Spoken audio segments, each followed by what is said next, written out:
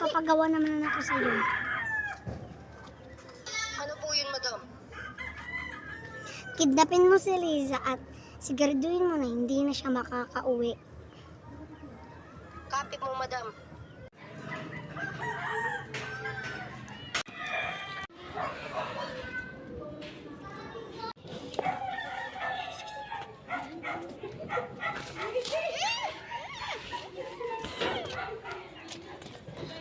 Tumahimik ka dyan! Tahimik!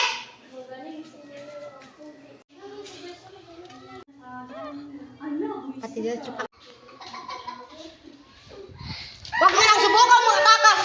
Dahil di ka makakatakas sa aking taling ginawa! Pero katati si Sento kay madam para mas malaki ang aking sosyo sa iyo. Papunta na si madam.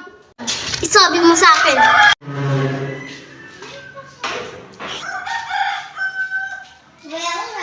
Ano pala yung nag-focus nito?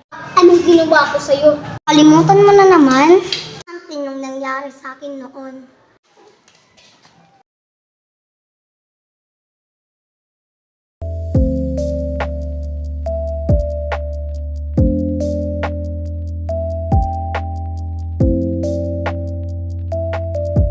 Bakit mo ginagawa ganito?